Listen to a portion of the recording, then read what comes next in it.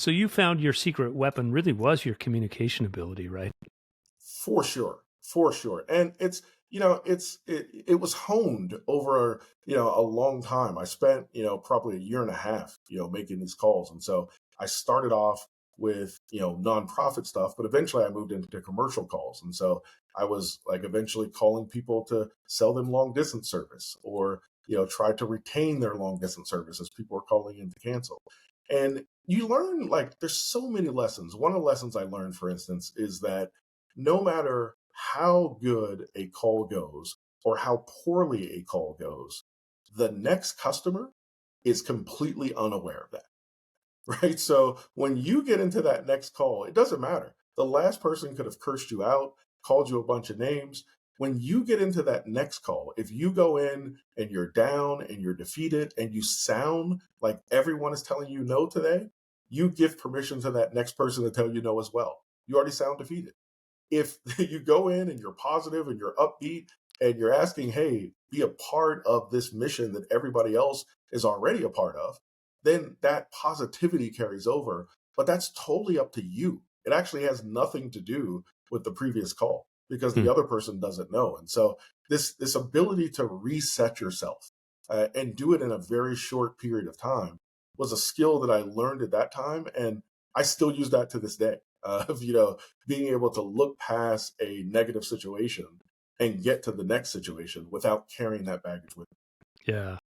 My father-in-law spent his whole career coaching at the high school level. And when one of my sons was playing basketball, he offered some advice. And he normally doesn't give advice, unsolicited advice, but he gave my son the advice. He said, I should be able to come to one of your games in the middle of the game and look at you on the court, and I should not be able to tell what the score is. him. He Very said, valuable. if you're up by 30 points or down by 30 points, I shouldn't be able to tell that. And it's kind of like your analogy with the phone calls that regardless of what's happening, your job is to show up in the present and be as good as you can be and not worry about what just happened or what you hope will happen, but just to be in that moment, right? It's totally the case, and it's one of these things where I not that I want to ban or sentence everybody to a year of outbound telemarketing, but you learn so much about yourself. You learn the impact that you can have on other people. You learn that there's a thing about being a thermostat or a thermometer. And a thermometer is a person who matches the energy in the room. They can tell you what the temperature is in the room. If you go in a room and you see them yelling, you know people are yelling in this room. And they will raise their level or lower their level to whatever is happening in the room. And then you have the thermostat, right? These are the people who set the temperature in the room. They go in a room where, everybody's quiet and then suddenly they got the place jumping, right? They go in a room where everybody's loud, they get everybody to quiet down because they are the thermostat. And learning the difference between being a thermometer and being a thermostat is one of the skills actually that I learned way back in the day of telemarketing because you could be a thermometer. You could get into a room and you could just go along with whatever's happening in that room. Or you could declare, hey, I'm actually going to change the temperature in this room. I'm going to make this person happy that I called them and interrupted them and asked them for this. And so it's a big part. And I mean, like, look, that's great advice, actually, that, your face should be the same. Because, and the truth of the matter is that your next customer doesn't actually care. Right? So, like, they don't actually care if your last call was poor. If your last sales call was great and you had this great connection and you can, you convinced these people, you sold them, a bunch of enterprise software and everything is great. The next customer doesn't care. So you carrying any kind of emotion into that is just a waste of time because they're not feeling that. So, as a call center worker, you kind of got forced by a supervisor to take a managerial role. You did that. Yes. You were very successful. You really learned how to motivate people. That led to a job in the banking industry. And you really started rising up through the ranks. Orlando, how did all of these job experiences get you to Affinity and being one of the very first employees at Affinity? So it was an interesting journey because, at every stop, I didn't really know what the next stop was. So I just kind of expanded in these roles. When I first got into management, for instance, like I was naive about it. I thought management was, here are the things that I used to do as an employee, and I did those things very well. And now as a manager, I'm simply going to just, teach other people to replicate the things that I did. One of the things I quickly learned in management is you have to learn to coach people who are actually better at the job than you. They know more about the job than you, and they're better at it than you. There's a weird thing in in corporate politics or just corporate leadership, and that is the higher you go in an organization, the less you know about what's actually happening in the organization. Right. So as you get more and more promotions, you actually get further away from the nuance, from the things that are going on. And I get this all the time from young managers, and they're like, well, how am I supposed to coach people when the people are better than me? Or you get this from employees, right? People point up at the boss and they say, well, I know more than Orlando, right? Why is he the boss? And my answer to that is, well, that is why I'm the boss.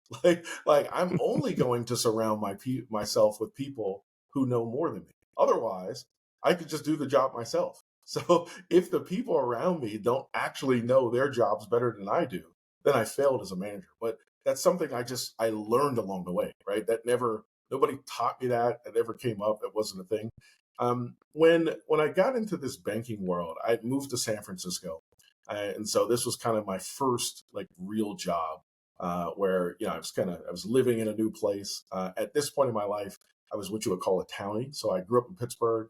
I never left Pittsburgh. I went to school to University of Pittsburgh. I just stayed there. I'd been on one flight by the time I was 24 years old. And I'm 49 now, and I've been to nearly every continent in the world and certainly every state in the US.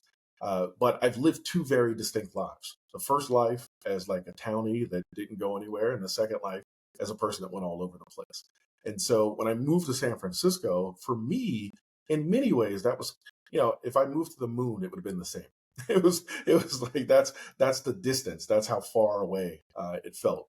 And I got there, and I started to learn that okay, the management things, the things that I've learned to communicate to call center agents actually apply in this other world, this corporate world, where I'm still coaching people, and some of these people still have more skills than I do, and communication and building trust are like super important. And so this was my world. I was a young I was I moved pretty quickly in my career, so I was often like, even though I was oftentimes the manager, everyone on my team would be much older than me. And so I was like, young and upcoming. I was kind of constantly bringing in new information. When I lived in San Francisco, this was in the middle of the dot-com boom. So every day, people were coming in and saying, I'm leaving and going to a startup. And I didn't do it. I was too conservative. I felt at the time that, like, I finally got this real job. I'm working in a bank. Why would I leave and, auction off items from the East Bay? And they're like, no, no, it's called eBay. It's in Oakland. I was like, yeah, I don't know what that means. And so I didn't do it. And I stayed at the bank, and I watched the dot-com bubble go all the way up and then come down. And I said to myself, if I ever have an opportunity to do something again, I'm going to do it. And I think that might have been a cop out. That's an easy thing to say to yourself. You don't expect the internet to come along again.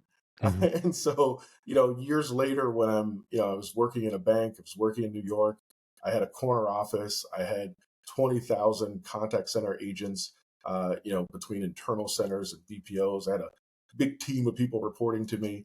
And I got it came across my desk as, a company that had this idea around using artificial intelligence to pair people in contact centers. Keep in mind, 16 years ago, when you would say artificial intelligence, people would just start looking for the robot. Right? Yeah. Right? It's like nowadays everybody's talking about artificial intelligence, but that wasn't a thing back then. And I looked at that opportunity, and it occurred to me that it was such a good idea that it was definitely going to work. And if I didn't do it, I would be looking back on this 10 years from now wondering, why did I let another internet pass me by? And so I jumped on this artificial intelligence revolution 15 years ago. And look, there's been lots of ups and downs like between 15 years ago and now. But I think now, when you look at how prolific AI is and how much everybody's talking about it and the kind of step change that it's making in the world, I think that was a good decision. But at the time, it was questionable. I left a big bank. I worked on Wall Street. So when I told my family I was leaving and going to work, at a startup company where I was going to pair together people using artificial intelligence, I think half of my family think I was fired at the bank.